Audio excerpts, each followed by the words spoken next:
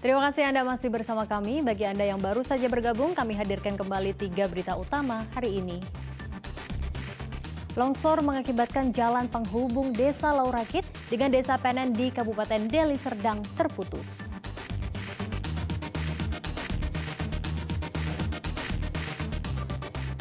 PSMS Medan kalahkan Sriwijaya FC dengan skor 2-1 dalam lanjutan Liga 2.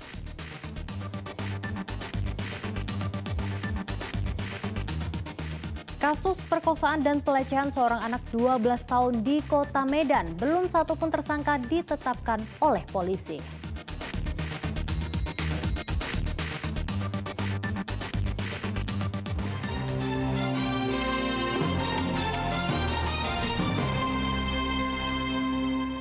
Longsor mengakibatkan jalan penghubung Desa Laurakit dengan Desa Penen di Kabupaten Deli Serdang terputus pada awal Januari 2022. Namun hingga kini pemerintah Kabupaten Deli Serdang juga belum memperbaiki jalan tersebut. Putusnya akses jalan dari Desa Laurakit, Kecamatan STM Hilir menuju Desa Penen, Kecamatan Sibiruburu, Kabupaten Deli Serdang hingga kini masih dikeluhkan warga sekitar karena perbaikan akses jalan tersebut tak juga kunjung tiba. Bahkan warga harus memberikan rambu-rambu untuk mengantisipasi jatuhnya korban jiwa.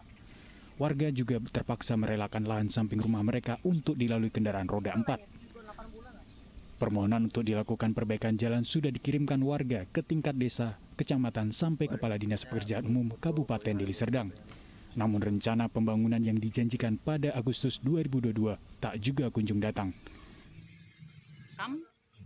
Saya berbicara langsung dengan Kepala Dinas. Hasil yang kami dapat dari sana memang ada dihimbau perbaikannya bulan Agustus ini tadi. Tahun 2022. Terus sampai sekarang belum ada keterangan ataupun pemberitahuan terhadap khususnya kami masyarakat di sini tentang perbaikan jalan ini. Salah seorang sopir truk, Adi, menyebutkan lebih kurang 8 bulan ia melintas di jalan alternatif ini dan harus mengeluarkan uang Rp5.000 untuk melintas. Hambatannya ya kalau kita dari sini kita muatan kan nggak dikasih lewat, Pak. Oh gitu ya? Iya. Jadi harus kosongan kita dikasih lewat. Kosongan kita kan harus kita ngasih uang untuk orang ini. Berapa besar biaya tip untuk jalan potongan ini, Bang? Rp5.000, Pak. Rp5.000 ya? Iya. Itu jadi penambah pengeluaran, Bang ya? Ya, tambah pengeluaran apa? Kalau di jalan ini, kalau kita jalan ini udah bagus, kan nggak ada penghambatan lagi pengeluaran juga, Pak. Akibat jalan terputus sudah ada 2 orang pengendara sepeda motor yang menjadi korban terjun ke jurang dan meninggal. Warga pun berharap pemerintah Kabupaten Deli Serdang segera memperbaiki jalan yang terputus ini. Muhammad Hamdani melaporkan dari Kabupaten Deli Serdang.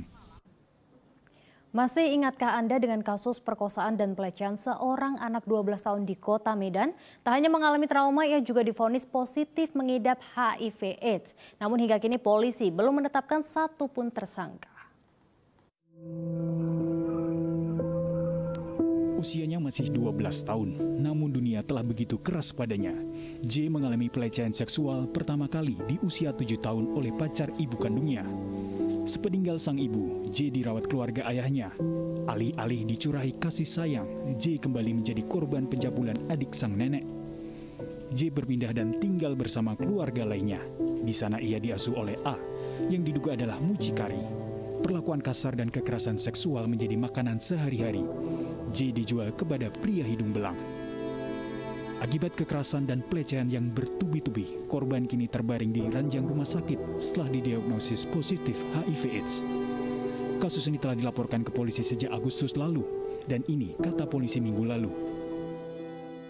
Penyelidikan sedang berjalan, termasuk juga diantaranya pemeriksaan para saksi. Mudah-mudahan dapat segera kami tuntaskan. Kami juga mohon dukungan dari masyarakat. Hingga kini belum ada penetapan tersangka dari sejumlah saksi yang telah diperiksa. Muhammad Hamdani melaporkan dari Kota Medan. Sebelumnya seorang anak 12 tahun di Kota Medan menjadi korban perkosaan dan pelecehan oleh keluarga terdekatnya selama bertahun-tahun. Kini bukan hanya trauma, ia divonis positif mengidap HIV/AIDS. Usianya masih 12 tahun, namun dunia telah begitu keras padanya. Pelecehan oleh pacar ibu kandung J saat ia berusia 7 tahun menjadi awal kisah pilu ini. Sepeninggal sang ibu, J dirawat keluarga ayahnya. Alih-alih dicurai kasih sayang, J kembali menjadi korban pencabulan adik sang nenek. Belum selesai berdamai dengan trauma pelecehan, J tinggal bersama keluarga lainnya. Di sana ia diasuh oleh A, yang diduga adalah mucikari. Perlakuan kasar dan kekerasan seksual menjadi makanan sehari-hari. J dijual kepada pria hidung belang. Kontras dengan teman seusianya yang telah menikmati kehidupan sekolah, J justru terbaring di ranjang rumah sakit setelah didiagnosis positif HIV/AIDS. Adik telepon kalau JA ini sakit. Sakit awalnya yaitu sakit perut. Pada perutnya yang tidak kunjung sembuh. DA ternyata hasilnya semua itu bagus. Jadi saya bingung. Apa yang saya mau lakukan lagi untuk Jasmine karena sakitnya nggak kunjung sembuh gitu. Adalah endoskopi. Jadi di endos itulah semuanya kelihatan dengan jelas. Kasus ini ditangani Polrestabes Medan. Polisi telah melakukan visum dan memanggil sejumlah saksi. Laporan dari korban sudah kami terima. Proses saat ini sedang berjalan. Terhadap korban sudah kami visum. Saat ini proses penyelidikan sedang berjalan, termasuk juga diantaranya pemeriksaan para saksi. Juga ada beberapa orang yang berinisial L, J dan kawan-kawan lain. Ada juga inisial B yang diduga adalah pacar dari ibu korban. Keadaan korban sekarang, Bang? Keadaan korban sekarang saat ini membaik. Untuk saat ini membaik ya. Dan kini fokus pada pemulihan kondisi J dari penyakit yang menggerogotinya. Tak mudah, apalagi kalau bicara trauma. Namun setidaknya kini J berada di tangan yang tepat. Semoga. Muhammad Hamdani melaporkan dari Kota Medan.